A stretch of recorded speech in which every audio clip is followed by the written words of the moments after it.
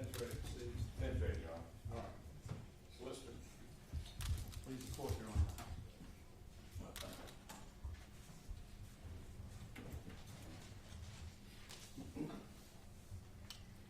On Monday is when we picked the jury, the defendant was presumed innocent, Your Honor. And that has now ended. The defendant has been convicted by a jury of his peers and found guilty of misconduct in office. And we're at the state where we need to decide what to do with him. I know, having been doing this for nearly 30 years, that the defense is going to highlight the fact that he has no prior records. That he's never been convicted of anything. And I understand that is a mitigating factor that the court should take into consideration, and I'm sure Your Honor will. However, I'd like to put some context to that. I have prosecuted many misconducts in office in my career. This, as I thought about it, I believe, though, is my first trial. Most of the defendants that I've prosecuted have accepted responsibility. They came into court, acknowledged what they did, pled guilty, and accepted responsibility. Misconduct in office is different from other crimes. It's no good to say that you have no prior record, because honestly, if he had had a prior record, he never could have been elected sheriff. He would not have been elected the sheriff of Greenville. It was only because he had a spotless record that he was able to win the election in 2016.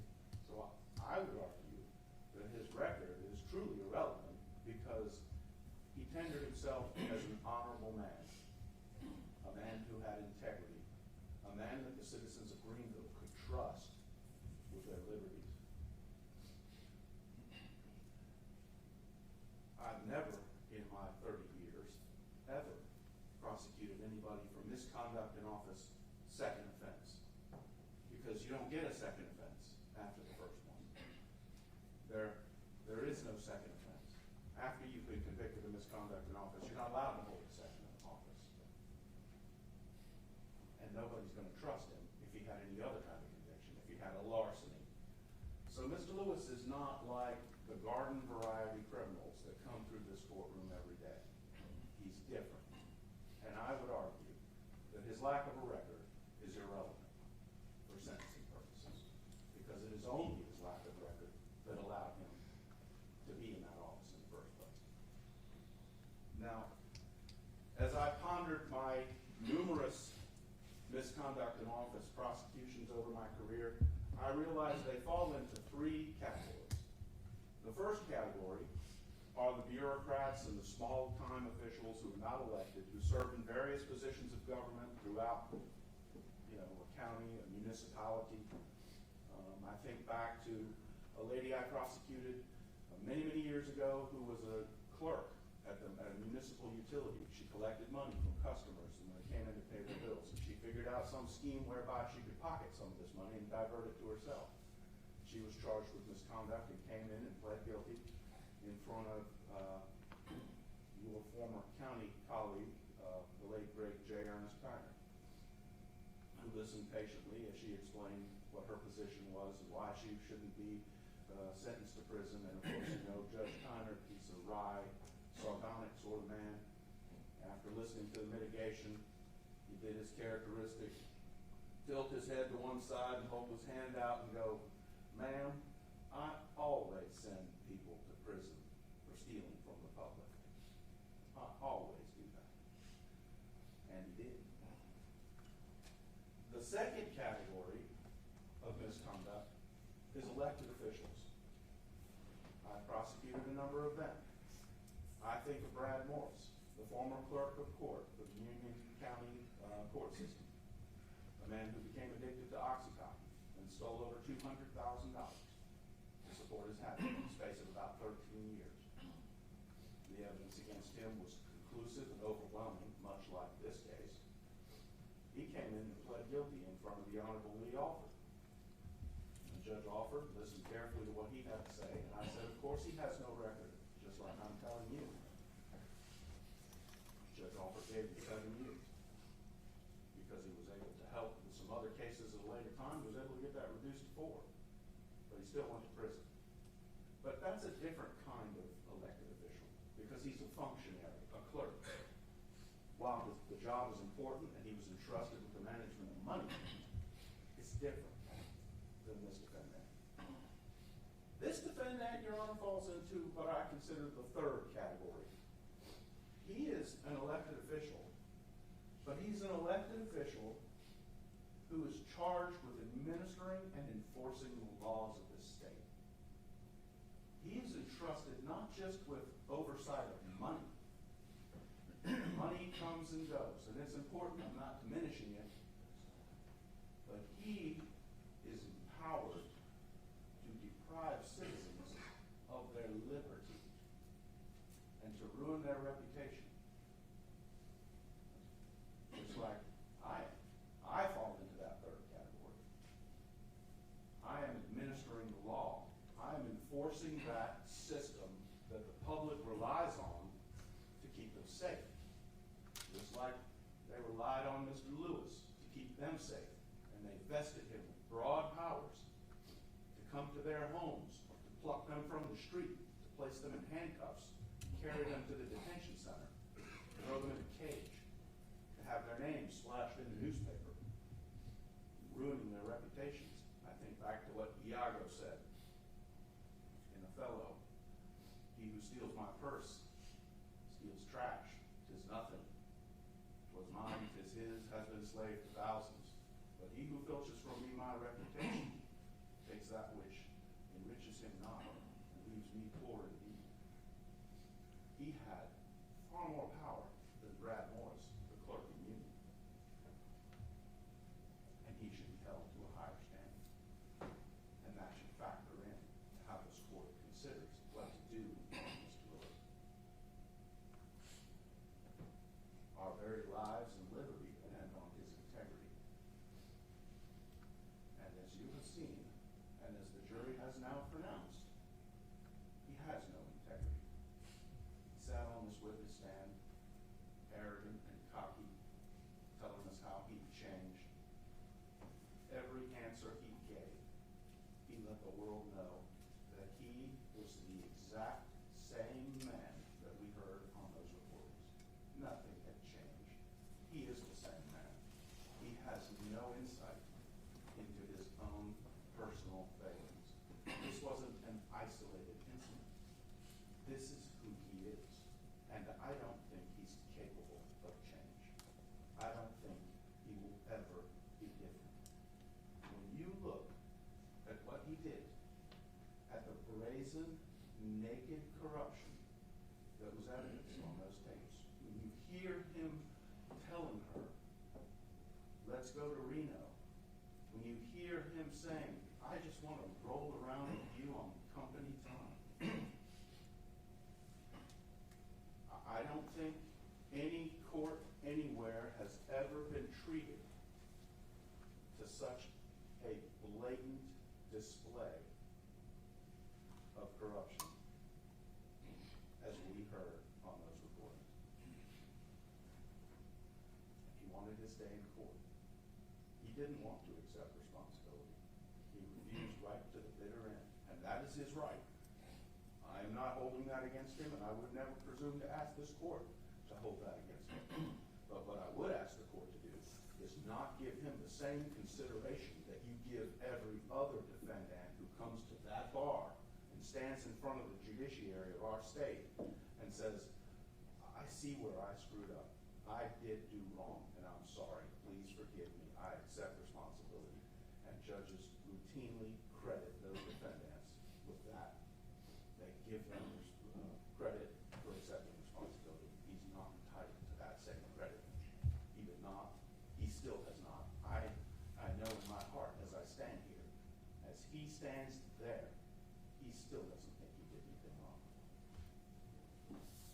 Your Honor, this isn't just about what he did. This is about what happened as a result of what he did.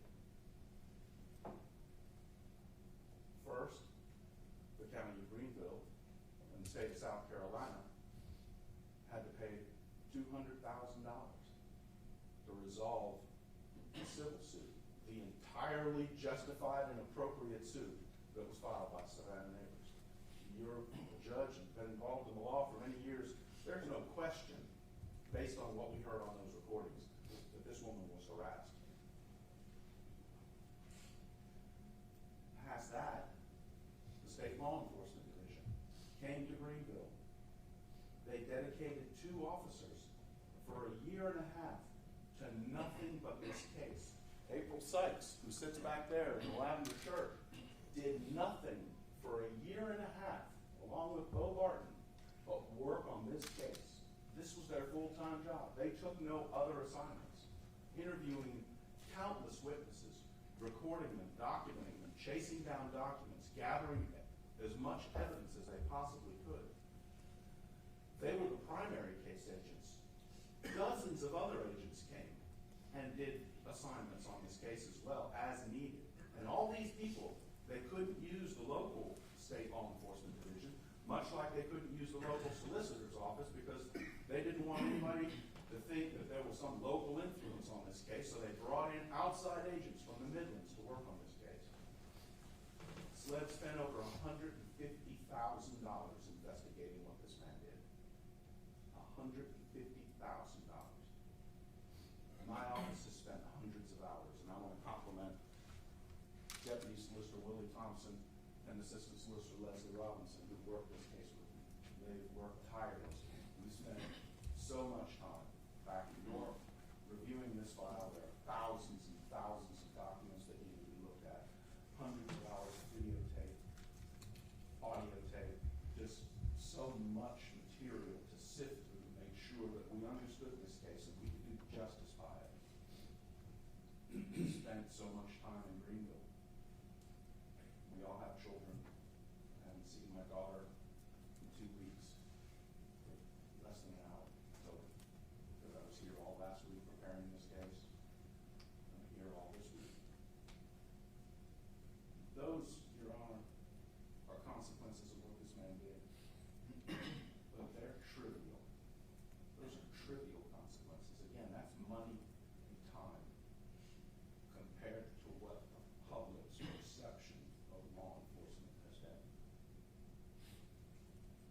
as a result of what he did. Because what this man did eroded the public's confidence in their justice system. It made them question whether or not the sheriff's department could be fair. All the officers who all work hard, who value their reputations, and wouldn't do anything like what Mr. Lewis did. They spend their days answering calls and answering questions and jibes. For every one of those officers that had to put up with that, I want Your Honor to consider that as you fashion your sentence. One of those officers is here. Where is she? There she is. You heard from her earlier this week, Master Deputy Laura Jones. Would you step up, please? There are numerous other officers that are in the room, as you can see, who wanted to come here and represent their brothers and sisters who enforce the law in Greenville County. But Master Deputy Jones would like to say a few words on their behalf. Thank you, sir. Dear Lord, first of all, this is very difficult to stand up here and do this. I understand. The past 2 years have been extremely stressful and taxing on the men and women of the Sheriff's Office that work tirelessly to protect and serve the citizens of Greenville County. In addition to our normal responsibilities, we've had we've had to deal with the tension, the divide this has created, and the constant limbo that was created by Will Lewis's actions. I feel sorry for his family, especially his children. I hope they can begin to heal from this as well. I also hope that he can finally realize what his choices have greatly affected so many people. Many great deputies have lost their positions or even had to leave to go to other agencies due to the atmosphere that he created. On top of that, the frivolous use of county money affected us when we constantly struggle to attend necessary training, cars that don't break down, and so we can afford the most updated technology in order to do our jobs. As Solicitor Brackett said, all of our badges have been tarnished by this. And this resolution by the court has taken a huge weight off of all of our shoulders. Our deputies constantly put their lives on the line, and it is truly a disgrace that we've all had this added turmoil on top of the horrible and traumatizing situations that we deal with on a daily basis. Having said that, the Sheriff's Office is a family, and we will get through this together. Sheriff Johnny Mac Brown has thankfully walked with us through this unstable time, and we're looking forward to finally moving on and restoring not only the stability, but the integrity of this agency. I appreciate the chance to speak, Your Honor. Thank you.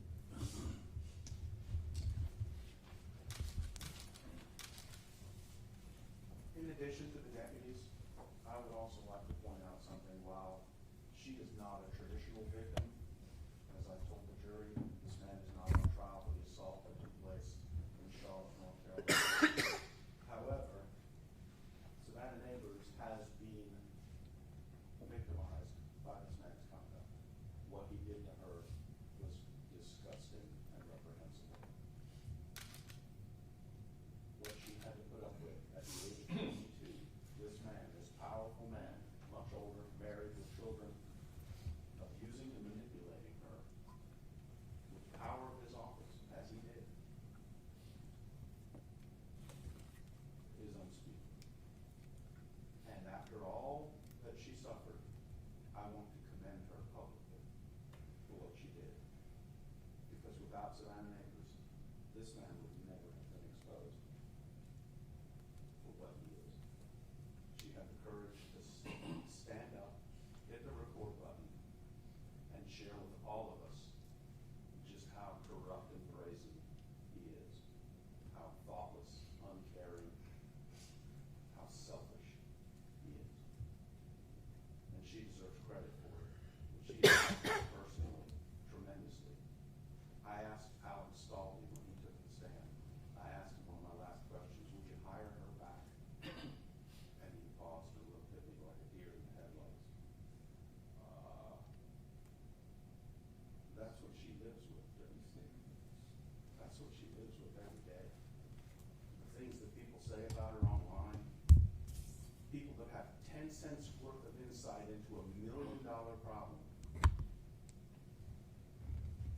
think the worst of her and publicly trash her on these blogs. They don't have any idea what they're talking about. And I've worked with her for a long time now, and I can tell you she is a good and decent woman. And she deserves credit, not shame. Because without her, the people of Greenville would still be suffering under this man. This man right here, who didn't even wait until he took office to start violating his oath. I ask Your Honor to consider this case in isolation. Don't compare him to the guys who break into cars and come through here where you listen to their record and go, well, he's never really had a chance. It's a minor record. He's got a disorderly conduct and a public drunk, and this is the first thing he's really done in general session. So I'm going to give him a chance at probation. No, sir. That's not what you have to do with him, because he's different. He stands in a different category. He held himself out as an honorable man of integrity. He offered himself up to one of the most important and powerful positions in the county. He placed himself in a position to abuse the trust of other people and then went about abusing it spectacularly. Your Honor has a pen in your hand. That pen is capable of writing up to 365 days in jail. I'm sorry, but it's only 365 days in jail, because after what we presented here, he deserves more than that. But he deserves no less. And I'm asking this court to let the people of South Carolina know that this kind of corruption will be responded to vigorously by the judiciary. The people of South Carolina need to see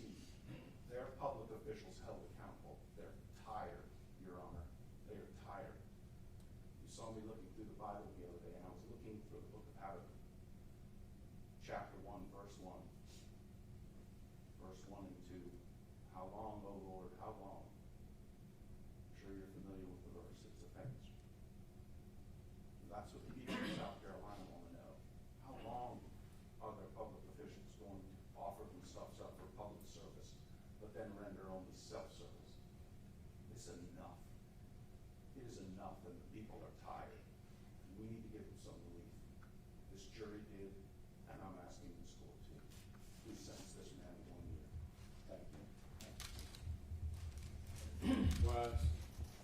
You know, first I'd like to say that unlike a lot of cases where a jury comes back with not guilty on one and guilty on another charge, you can decipher from that some idea of what the jury had in mind the conduct was. Difficult in this case, to say the least. Having said that, I do believe that had a lot of the allegations that the state put out that he did, alleged that he did in Charlotte, had the jury truly believed that, we would be looking at a serious 10-year offense. That's the only conclusion I can make from it, to be frank with you. So I think it's fair to say that's not what they found him factually guilty of. I want to take exception to what Solicitor Brackett said. I met Will Lewis for the first time in my life December last year when he came in my office about representing. He had been a police officer in Greenwood. I didn't know him when he was a police officer in Greenwood. I think it's probably a credit to the cases he made that nobody ever came and hired him. And I met him, and I enjoyed talking to him, enjoyed meeting him. And then I started listening to those tapes after I got into the discovery. And I told Will, and I told his wife this: I am glad that I didn't meet the Will Lewis that was in those tapes, because I don't know if I'd have represented him. That is not the Will Lewis I met. I told his wife, and she actually confirms this, I wanted to give back to her when this is over the Will Lewis she married, and not the one that got elected sheriff.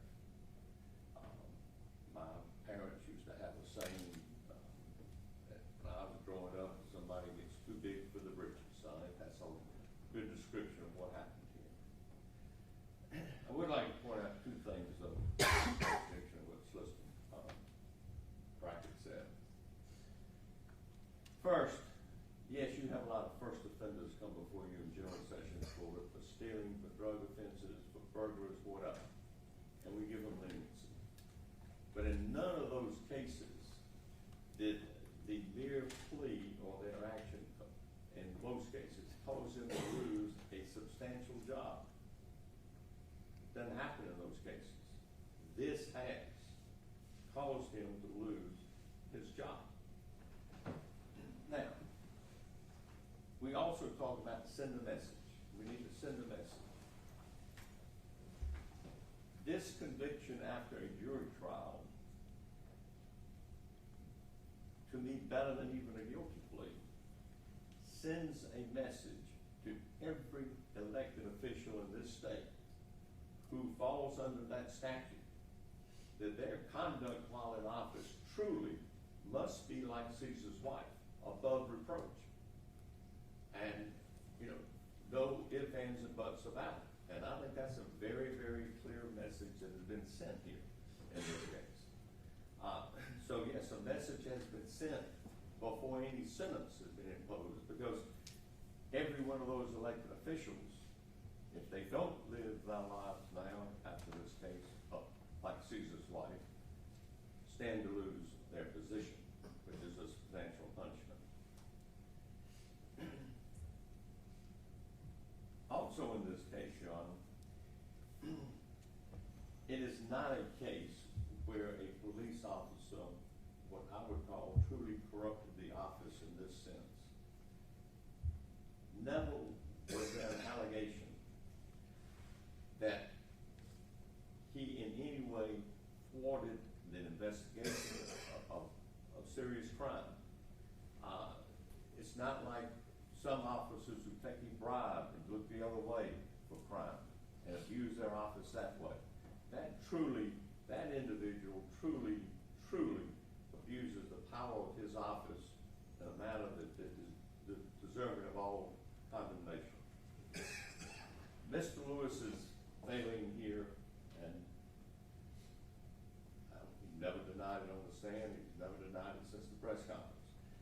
he had an affair with the subordinate. Never, I mean, no justification for it, no excuse for it, and not gonna make an excuse for it. I've told him that from the very beginning, that I could not represent him if he wanted me to make an excuse for that. Because we're gonna have to, that's a fact, and you have to live with it. So, and they talk about money involved. They're really, and truly, I don't see where there's real monetary loss to the county in this case. In the sense that his actions, in the sense that the investigation and the audits after it came to light, yes, that's true. But in the sense of what the actual criminal allegations are, I really don't see the financial loss to the county. Yesterday after we left court, we were basically asking if they were going to drive back to Greenwood, and I told him I didn't know, and he said, use an extra bedroom. So I went by his house to spend the night last night. It was probably a mistake in this sense. We stayed up way too late talking about this case, about him, and so forth. How does a graduate of Liberty University end up standing before his honor? How does that happen? And we were talking, and he said that,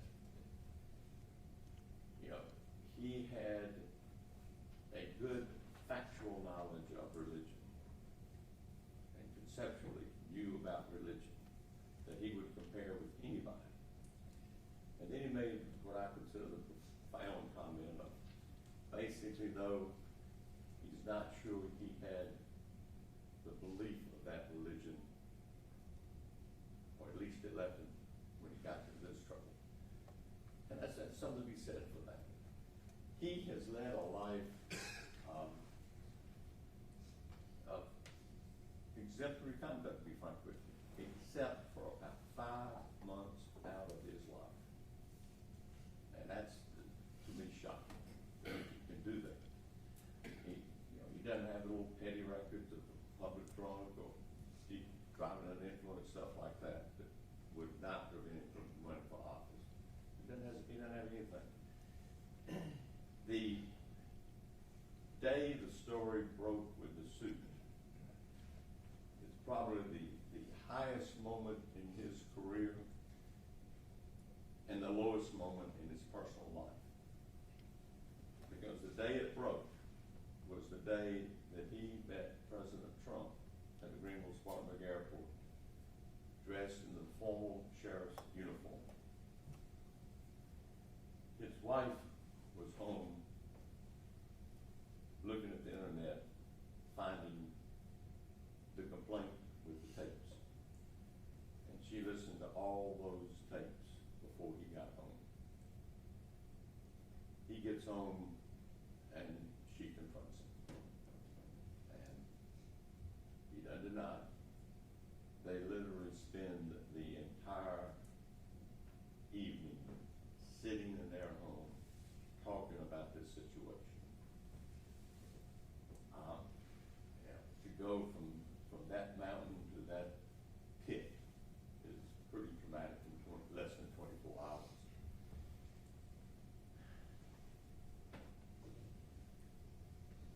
I have told Will that if he were found not guilty on this, I think he would have been a better sheriff than he would have been had it never come to light. Because it really did, I think it did a lot to him. I think we can talk about that in a minute too. I think he really learned a lot from it. But the other thing I learned last night, John, in a sense, even though he's standing here before his honor to be sentenced, he is fortunate beyond belief in this sense. All his children were home last night when we got there and we were talking, and they were coming around. And the one thing that you see in that family unit is the forgiveness of his wife and his children for his actions. Forgiveness that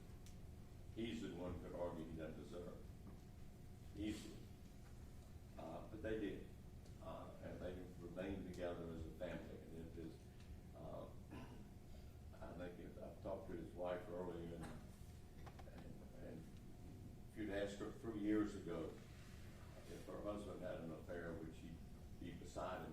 The answer would have been no. I mean, objectively, no.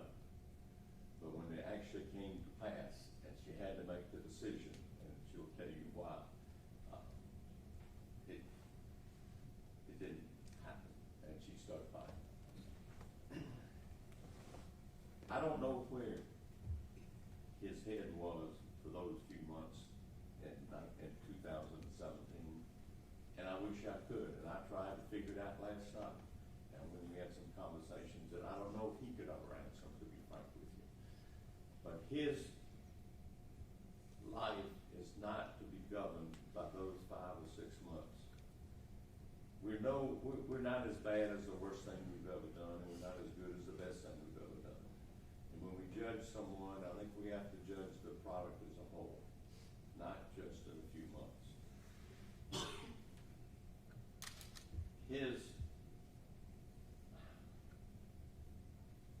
From my conversations with him, he well understands how his actions put him in this situation, and that he is the only one to blame for it. He can't blame Savannah. He can't blame anything else. It was his decision, and it was a poor decision, to say the least. I disagree with the solicitor that he needs to be sentenced to a year in jail. I disagree because, as I said earlier, a message has been sent to all elected officials. It's more powerful than a jail sentence, because if you are not above reproach, you're going to lose your job. And that's a more powerful message than a jail sentence. Secondly, there are, of course, some safety concerns if you commit to prison.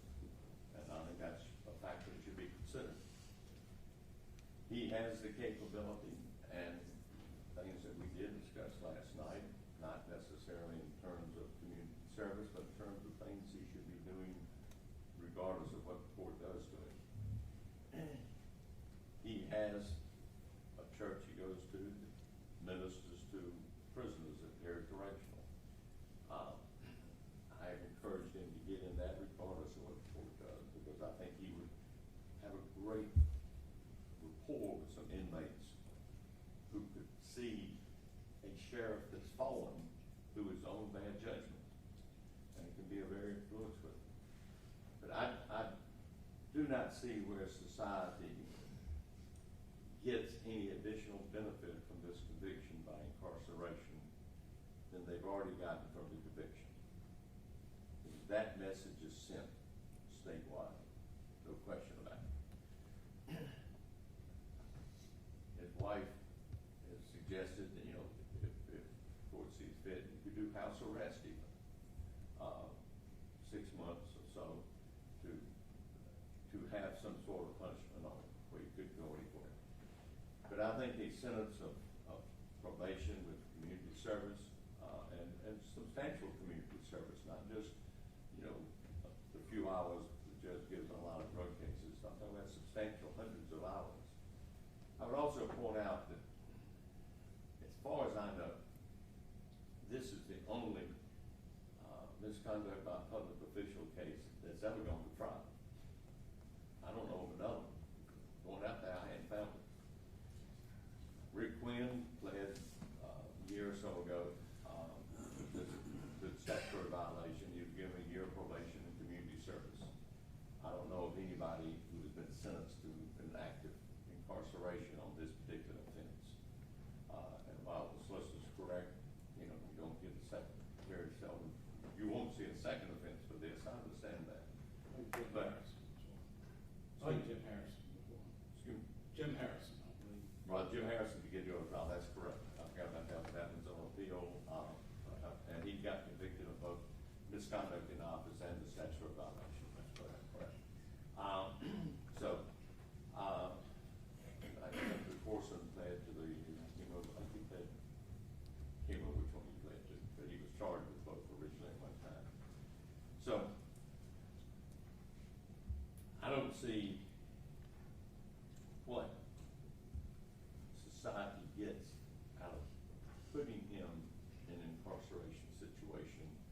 haven't already gotten through this conviction. I think the wife would like to address the court also. Thank you, Your Honor. Morning. Morning. I met this man 26 years ago, high school. And through the course of the last 2 years, I can honestly say to you that I do not recognize the man that is reported for 2 months of his life. That man has never shown me anything other than the highest respect. He's supported our family, he's loved our children, he's been a great role model. And so when people wonder how does our unit stay? It's because it was built on a rock, Your Honor. And that rock is what held us together. He could have run and left. That would have been the easier thing to do. But he did come, and I mean, after I confronted him, obviously. And he broke, and he confessed when we stayed up the night. And I watched this man transform before my eyes, almost unrecognizable, even though I thought I knew him so well. I was ashamed that I did not see. Even when Miss Neighbor's mother reached out to me in April, I offered to meet with her because I was concerned, and I took her mother's word seriously. But that offer was never received. So when I think about the transformation of our marriage, and I've always run a pretty tight ship, I'm an educator, and in 2015 I was diagnosed with cancer, and I run my house pretty well. I would say that Will has been fortunate in the area of I've run the house and worked outside of the home. But when I was on my back for a year, my home functioned like I was awake and alive and well. And that's because this man showed up. And he, again, just transformed into this new being and had a whole new adoration for him. Thankfully, I was released from care and I'm cancer-free. And as I said, it takes 2 months of 27 years that I can honestly say to you, I do not even recognize that person. But I do believe, and I challenge the people in this room with the statement that you cannot change. That is a statement of lack of faith. Because we are all capable of change with the right connection to the right God. This man knew great wisdom. He's always led me very well. Actually, I was a partner of God when I met him. I met God through him. I've always said he was my rescuer as a 14-year-old girl. I don't know what path I would have taken. God sent him to rescue me, not really understanding the whole picture. That years later, 20-some years later, that God would use me to show him and this world what forgiveness looks like. It is not optional for believers. I do not believe that incarcerating this man is going to be in any way challenging to the way that I will challenge him.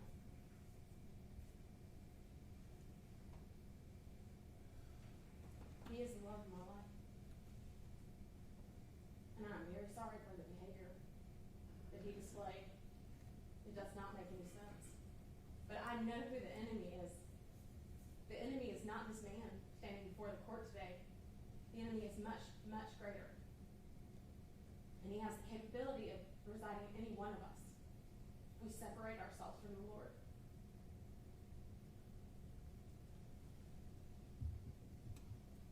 I appreciate the opportunity to say something, and I appreciate your demeanor through this process.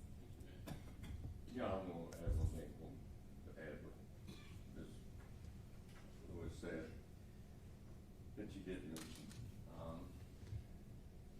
When when this broke, their children are old enough to well know about all this.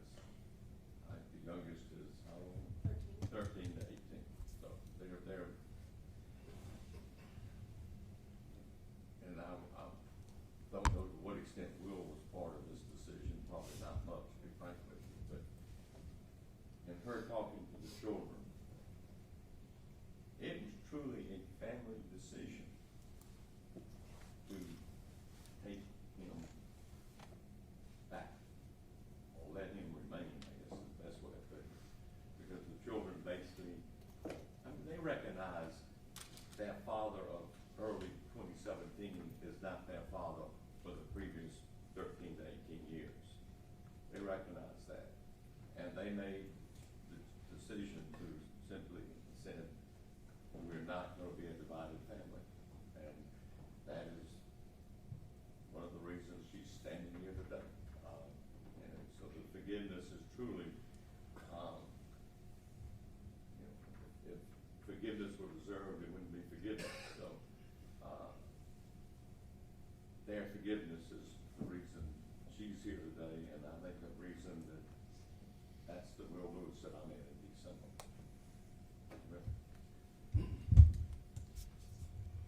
I wish she would have gone second, because I don't think I could do it better than she did. First, I'm going to start by saying that the woman that stands next to me, I do not deserve.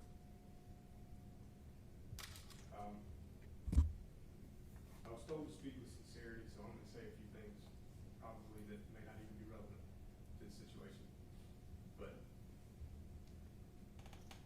I don't deserve the love of a woman for the past 26 years after what I did. I don't deserve the opportunity to have my family intact. I'm not deserving of that. I'm very thankful that I had it, because I wouldn't have made it through this without it. Laura got up here and spoke for a second. And, the one thing that I'm going to say is probably pretty accurate is that my integrity is absolutely tarnished. It's in question. I don't know that I have any integrity left. But what I do know is that the men and women of the Greenville County Sheriff's Office are all individuals in their own right. And their integrity, and I said it on the stand, their integrity is still intact. Each individual person in the Greenville County Sheriff's Office has their own integrity. Know what they choose to do with it. My lack of integrity presented them with challenges that they did not deserve every single day. It presented them with issues, questions that they shouldn't have to answer. I got a call from a couple of guys this morning on the way here. They didn't know if they should come or not. And I told them not to, because I didn't want to put them in such a position that politically they would have any ramifications for me. I didn't want to do that.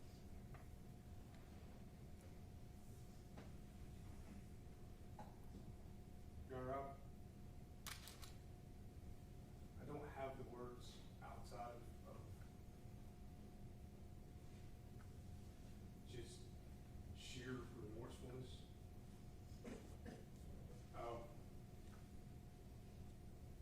I am truly sorry for what I have done that led me to this position.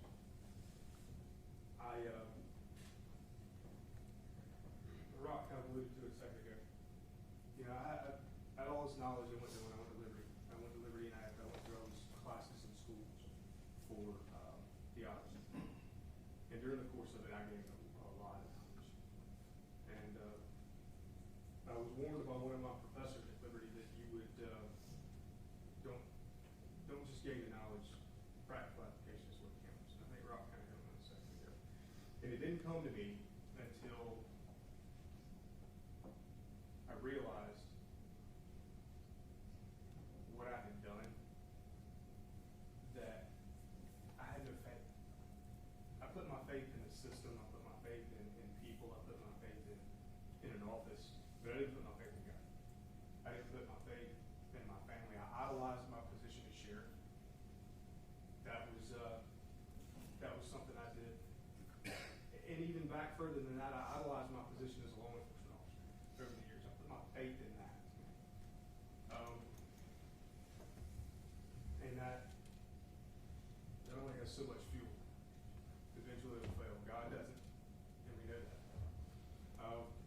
I'm just now starting to realize that God doesn't fail, and everything else does. My experience has given me an opportunity to view things from a different perspective. One that I think, as Rock alluded to earlier, I'd already been kind of thinking about getting into ministry service in prisons anyway. And it wasn't until Rock was standing here telling you, even though we talked about it last night, that I realized, that's a great place, because I think I can. I've been relatable in my life. Now I need to use my relations for a good purpose. I need to use my knowledge and now my faith for a good purpose. I need to be able to use that. I don't want to sit here and say me the whole time, but because what I've done is very despicable and very regretful. Your Honor, I ask that out of my own mouth, so you hear it come from me. Not that it means anything at all, but I ask that you just give me an opportunity for a home incarceration, so I can try and keep my family together and continue to rebuild my life, or probation, or as much community service as you'd like to pile on. I'm glad to take it, but I am scared that if I go to jail, I won't be able to continue to rebuild with my family. Thank you for listening, sir. Anything further? Nothing further. All right. Well, Mr. Lewis, when you ran and were successful and eventually took the oath of office as sheriff of Greenville County, whether you knew it at the time or not, although you should have with your law enforcement background, that being a sheriff is not a part-time job. Those of you who labor in the fields of law enforcement know that 24/7, you're the sheriff. And you owed that duty to the citizens of Greenville County and your fellow officers. And throughout this trial, of course, there was mention of money and perhaps abuse of money. But money is not what you stole from Greenville County. What you stole from the citizens of Greenville County was your time that you invested in this so-called affair,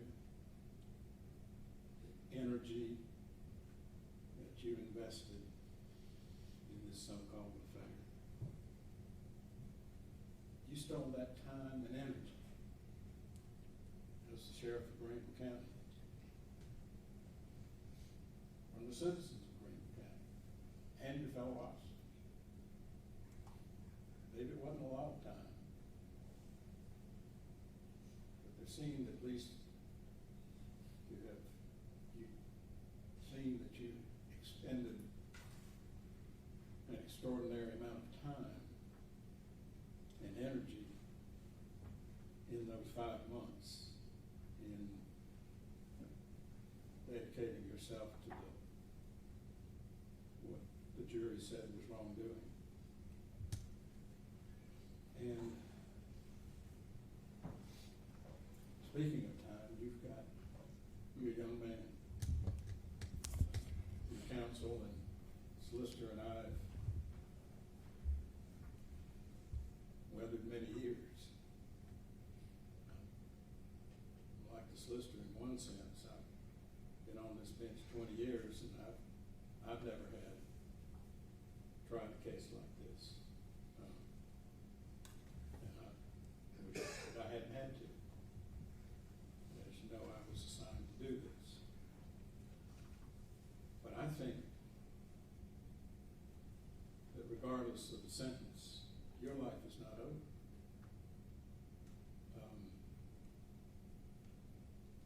You talk about good things you can do for your family and the community. That's yet to be seen, whether you're sincere in those comments. But I do think, in my mind, as I say, the money's not important. It's the dedication that you owed to the citizens of this county, which unfortunately can't be repaid. So my sentence, unfortunately for you, is going to give you a lot of time to think about this, to put in perspective your life with your family, with your community, and with your God. I'd advise you not to squander or waste that time. So Mr. Lewis is sent before that you be committed to State Department of Corrections for a period of 1 year. Good luck to you, sir.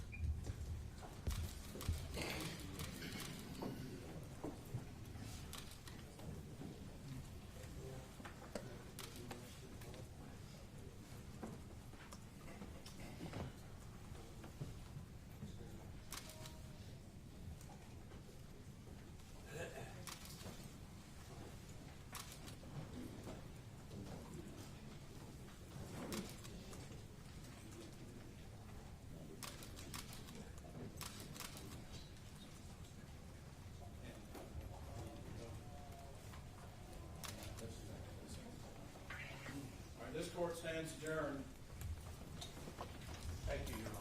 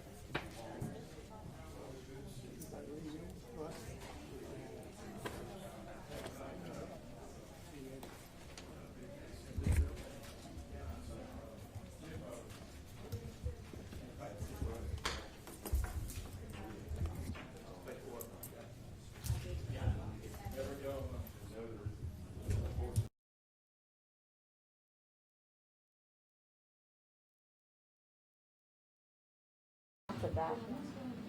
Comment, just in case?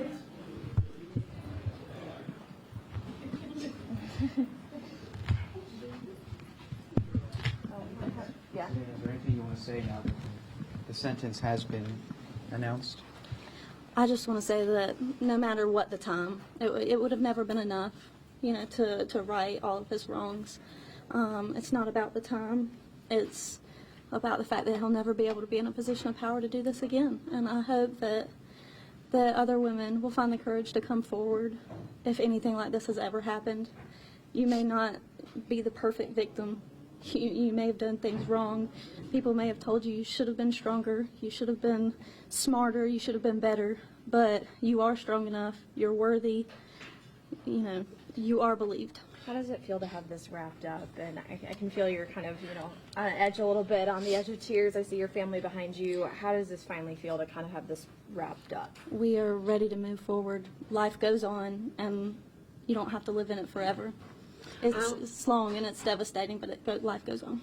Earlier you said you wanted to be an inspiration for other women to come forward and speak out. I mean, you have your daughter here with you now. Do you hope to also be an inspiration for her? 100%. She's my motivation. What's next? What's next for you as far as, going forward with your daughter and your family, just life in general? We're just moving forward. There was a lot of talk about just how much time was invested in this. For you to come up and testify yourself, kind of how challenging was that for you personally? It was one of the most difficult things I've ever done. And that's why I don't want victims to think that it's easy and that, you're going to be, rectified after all this. It'll never be right. What he did will never be right. And no amount of time I can't get back what he stole from me, but we sure can move forward. Do you think that what he said in court just now was sincere? Do you think that he can change and be a better person and give back to society like he said? I don't have the right to judge him. I don't have the right to know what's going on in his head. I mean, he hasn't been sincere in the time that I've known him, but I don't have the right to judge that, so I'm not sure. Are you glad that the judge did give him the maximum of a year? I mean, I know you said no time can give that back, but do you think that he sees the seriousness of what happened? I think so, and I think that, I hope that this sets the example that you can't just wear a gun and badge and do whatever you want to do with it. I hope that, it will help prevent this from happening to someone else. What's your message, too, to somebody who may have gone through something similar or is going through something similar right now? You are strong, you are worthy, you are believed, what you have is enough, and speak now. Tell somebody. Great. Thank you very much. Thank you very much.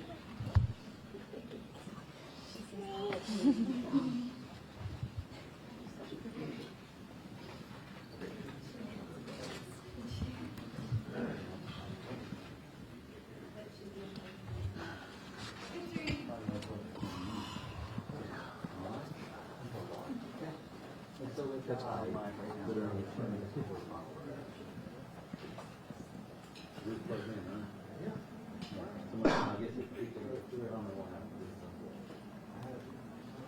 Were you recording them? Oh, I was recording. We've got it in the deck. We just There are didn't people share. watching on Facebook and everything, lost it, there is the most important part. Did y'all, Somebody unplugged it. Hey. I don't know, I'm sure it didn't mean to, but it was plugged in, and I go back there and it's unplugged. Sure. Is it Yeah, we can do that. It doesn't matter, it's over now, so let's just focus on this. I don't, but I can do it if you want. Okay.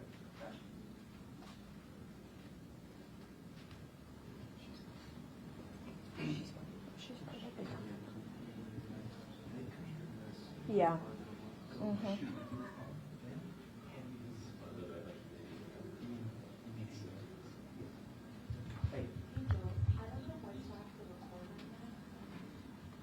Okay. Phone to the phone. Wait, I'm confused. Okay.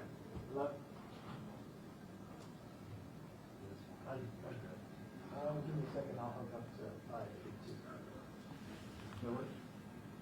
What are we doing? Okay. I got you.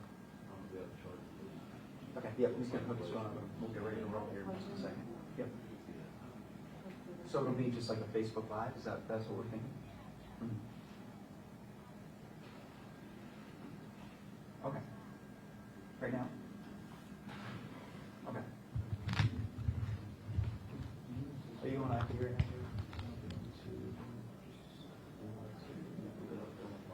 Can you hear me? Oh, wait, we're going to get this. Kiana.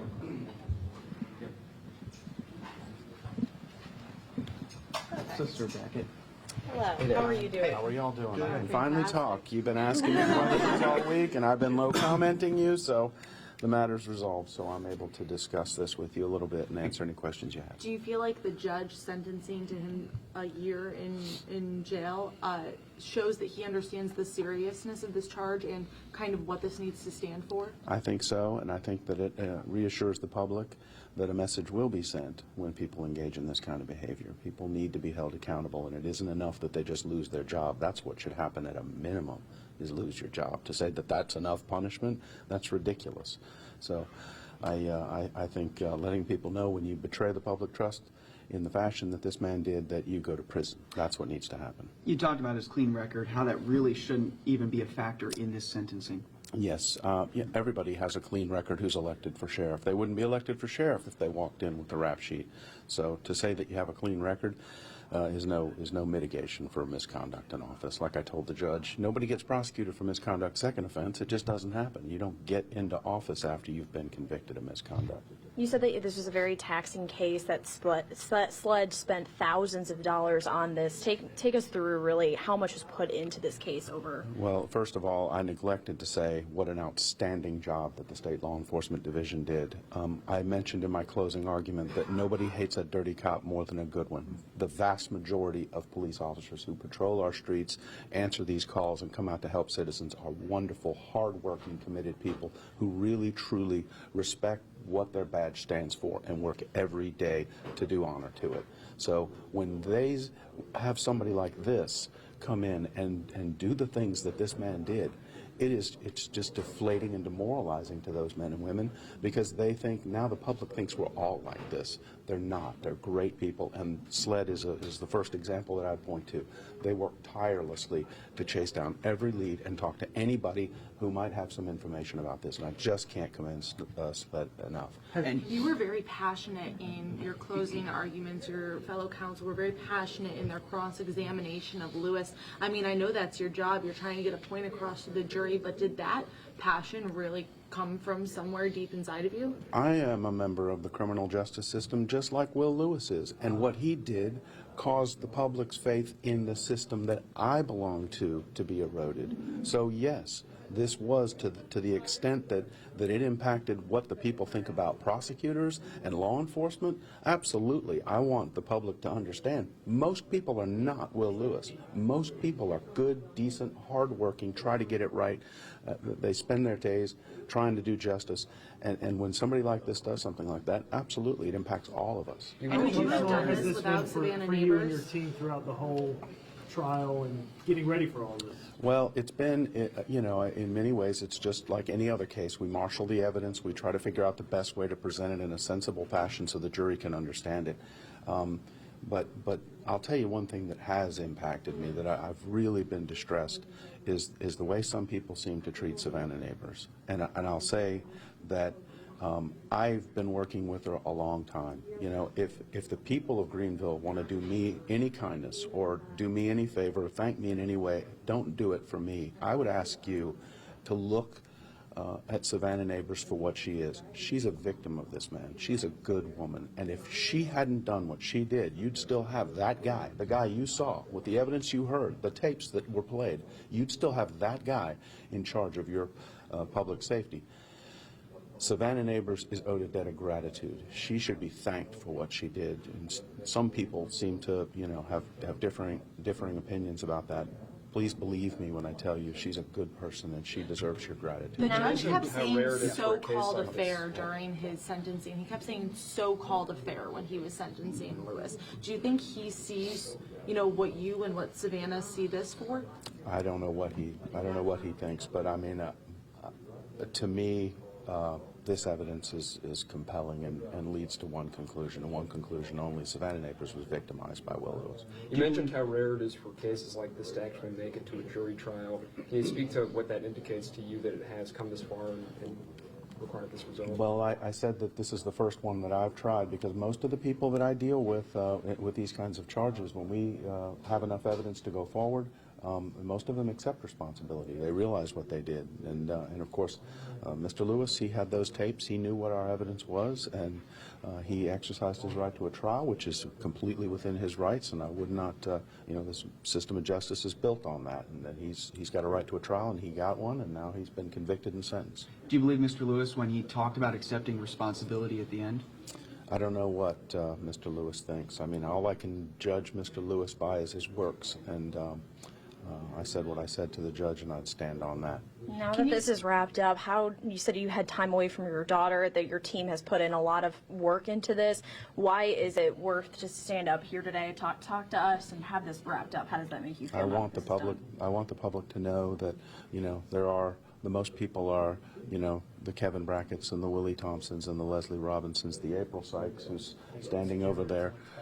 Those folks are the ones who really make up the criminal justice system. And yes, we're all exhausted. We've slept less than 4 hours a night for the last 6 or 7 days. We were here all last week interviewing witnesses and preparing this case.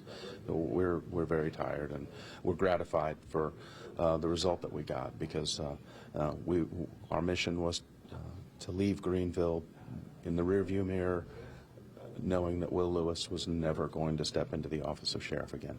Can you talk to us a little bit about that process that happens now to actually remove him? Is he removed, now, as soon as that sentence is handed down? Talk about that a little. The sentencing sheet and the certified indictment with the conviction on it have been sent to Columbia to Governor McMaster, who signs an order officially removing him from office and setting in motion the process for his replacement by the people.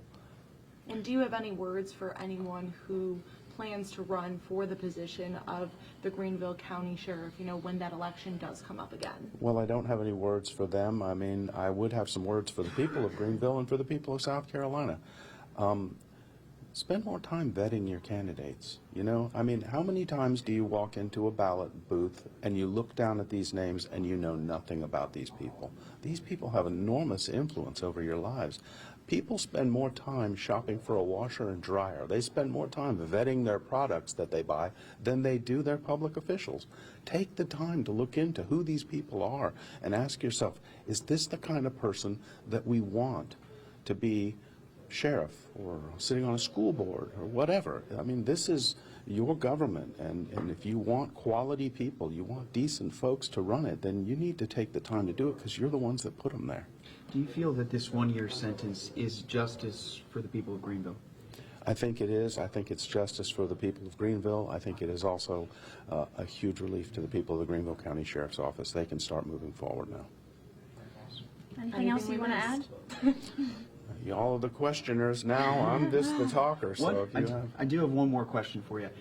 There was a lot made with the coming to a verdict yesterday, the time it took, and what they were reviewing. Could you kind of speak to the complications or maybe the confusion that they had in that process? Sure. Well, there's a statutory law against misconduct in office, and then there is a common law, which common law is just basically it's handed down from, it's not passed by a legislature, but it's accepted law that has been handed down through the years. It is confusing, and the law is confusing. There isn't a lot of case law in South Carolina to look to help people understand how to apply this law in a criminal case. Maybe what the legislature should do is reach out to, there are many different independent groups out there who are devoted to ethical government.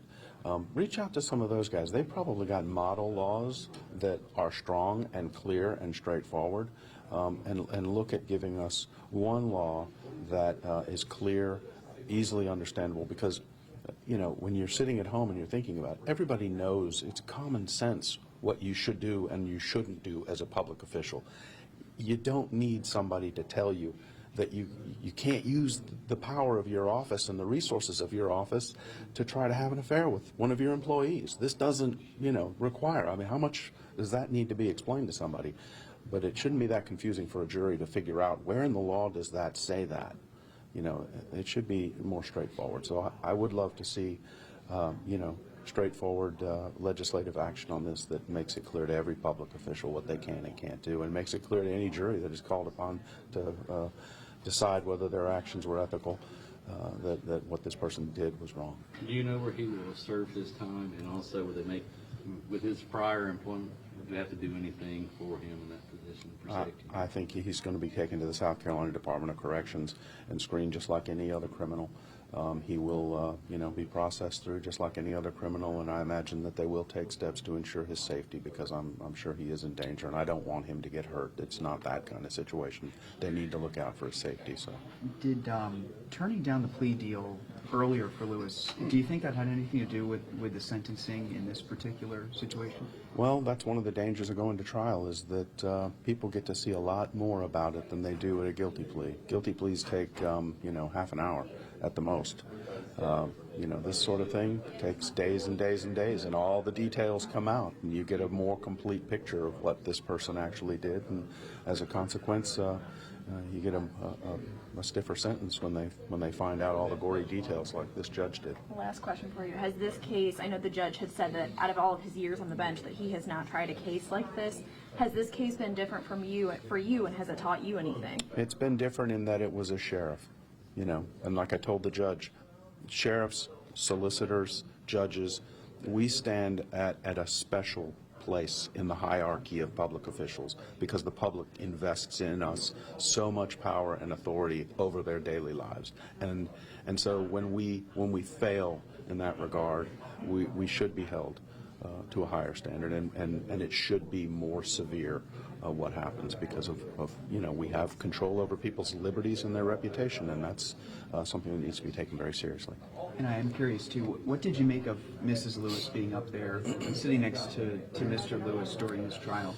At the very beginning, when jury selection was going on, we thought a great many jurors that were going to fill the courtroom, and so we were concerned that there wouldn't be enough space. So at the outset, it was agreed that she could remain in the courtroom and sit in front of the rail. Afterwards, she remained up there. I don't know if you recall, but I said I don't think that's appropriate, and I asked the court to have her sit back in the gallery, and the judge declined, and that's his call. Anything else you want to add? No, I think that's it. Thank you. Thank you, Solicitor. We appreciate it. Thank you so much for your time. Yes, absolutely. Thank you It very was, much. thank you. Yeah. Well, thank you. I appreciate it. Yeah, it was.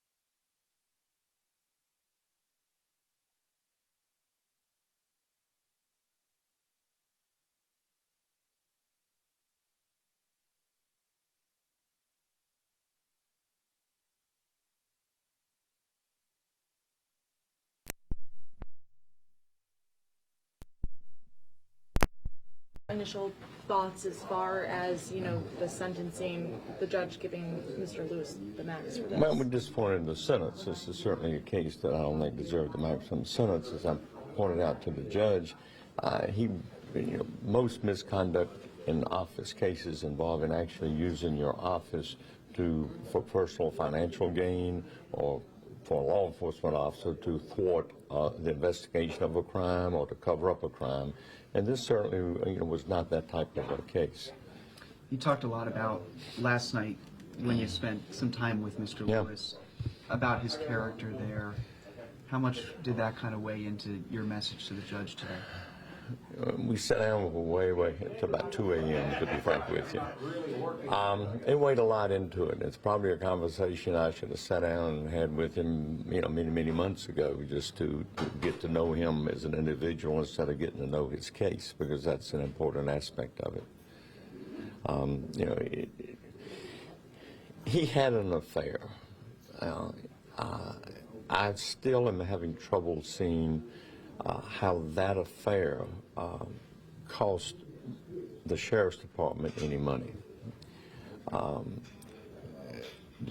jury saw it another way, but as I mentioned yesterday, it's a very vague statute, and exactly what he had to do to violate it is really, I think, almost in the eye of the beholder, because the wording of it is so vague. So, but they've made their decision. We've got to make a decision now whether to appeal this, which will probably be done, and we've got roughly 10 days to do it.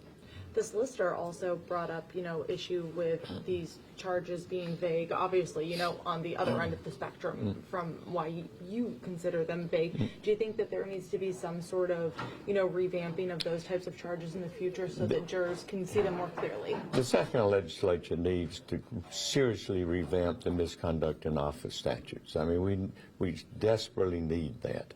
The common law misconduct in office statute, of which he was acquitted, is also very vague, and we don't know exactly what it means, even though we have a few cases interpreting it.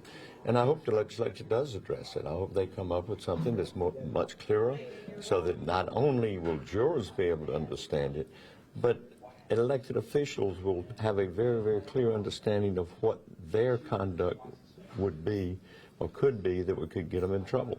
Do you feel like the jurors took enough time in really examining those charges and trying to figure out, exactly where the evidence went for each charge? I wouldn't remotely have an opinion on that. I wasn't in the jury room watching the deliberations or listening in, so I wouldn't even have a... Once that sentencing came down, can you speak on to, Will Lewis, how he was behaving after that sentencing came down, if he said anything to you or to his wife after?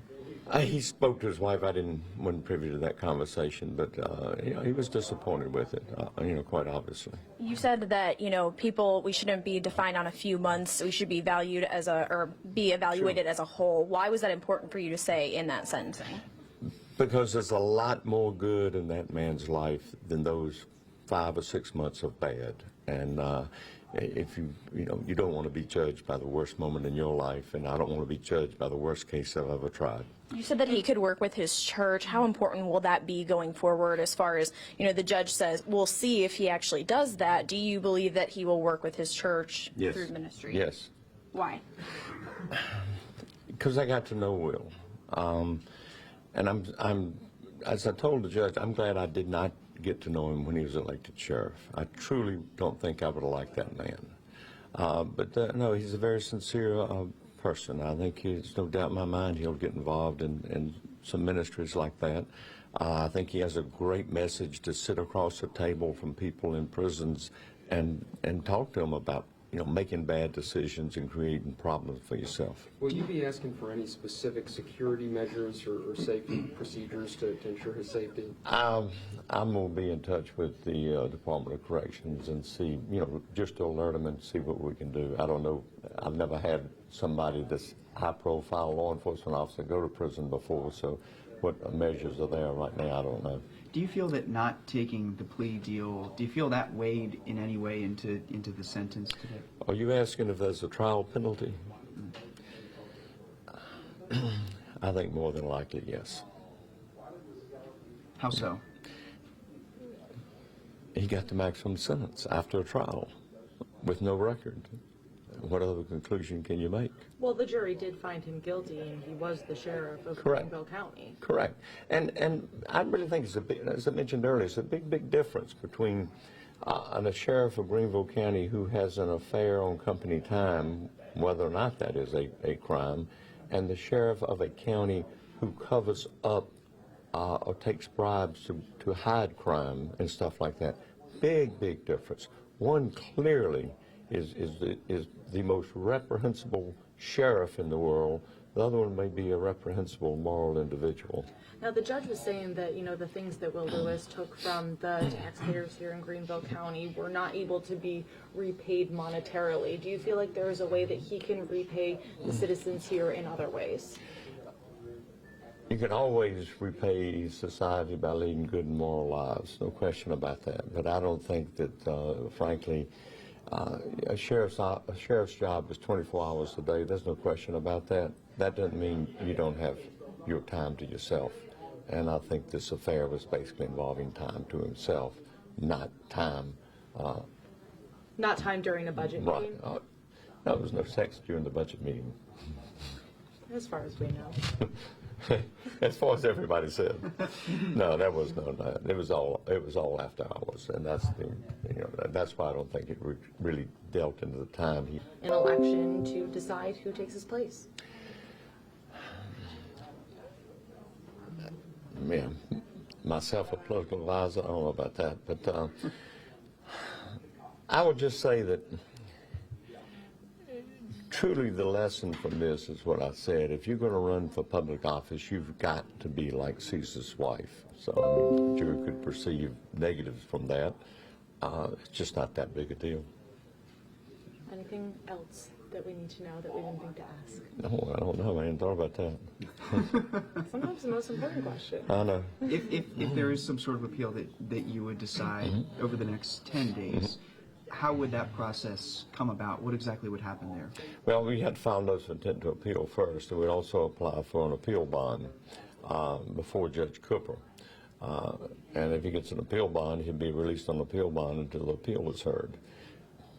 After the notice of intent to appeal is filed, you request a copy of the transcript, and you have to get that before the appeal can actually go forward. It would take 18 months, 2 years roughly. All right. Thank you for your time, sir. Okay. Appreciate it. Thank you so much. Thank Hi, you you for all your help, just throughout this. Yes. You guys, you've been You gonna go see Eric?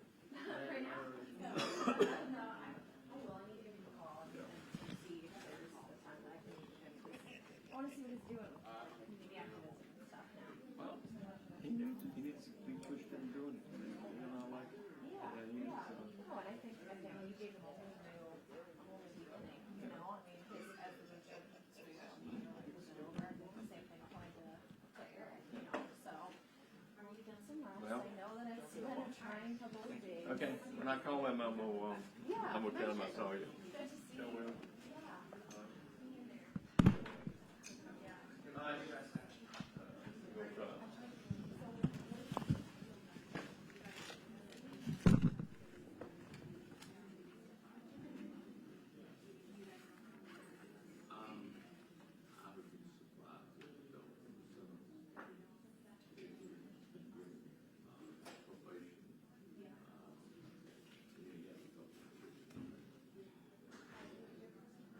Yeah.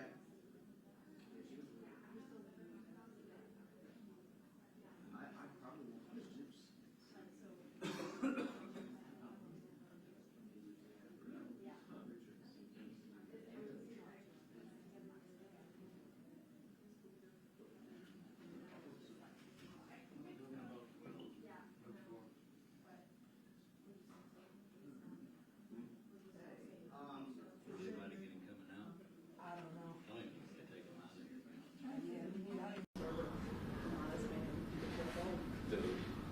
And you're not gonna start with the next, he's not honest either. Yeah. But at least everybody knows that. At least you know. Yeah. It's better to at least not say anything. I like it harder. Yeah. Where's his bill? I don't think it, a lot of people believe it because, and that was his fault. Because he was on postal. See, I left the sheriff's office in 2007 before he came over and I deputy. I came back after I was at Lake Robinson. I was a warden up there for about 10 years. I've been here, and then I went to forensics. I was in forensics when he got the sheriff. A lot of scenes with him, but I've never had a really other than saying, hey, sheriff, I'm not able to serve, this and that. I never really had any direct contact or really fallout from it personally. My biggest is personal friend of mine. Yeah.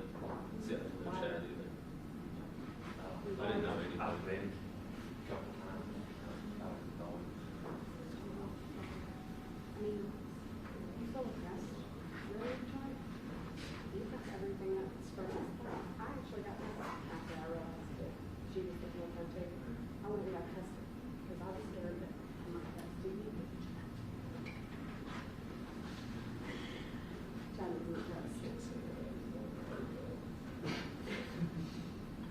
John was not dressed.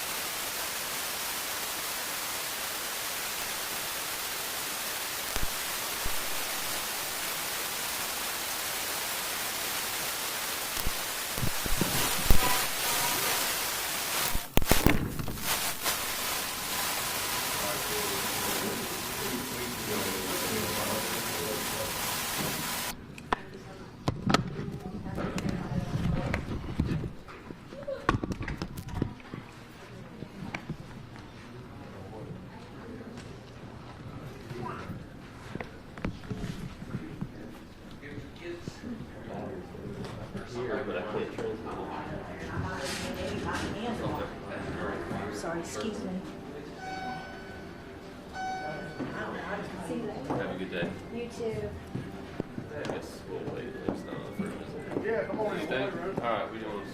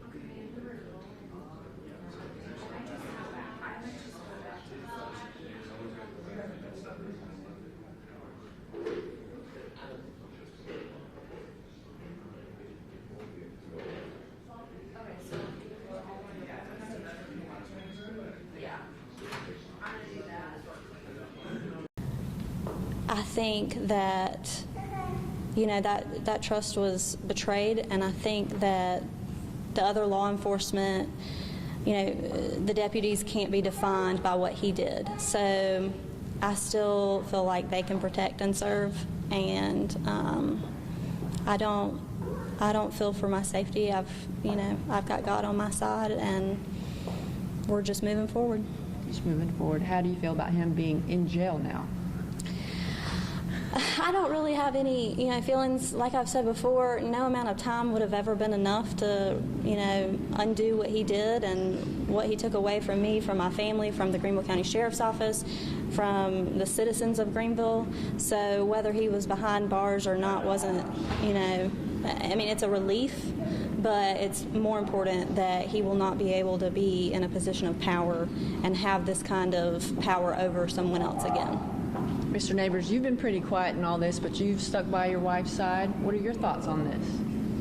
I'm just trying to do what I need to do to support my family. She's been through a lot, and I'm just trying to be here for her. So last question for you. What are you going to do now that this is over? We're just moving forward. We're just taking it day by day. We haven't even thought about what's next. We were just trying to get through this. All right. Thank you so much for your time. I appreciate it. And your daughter?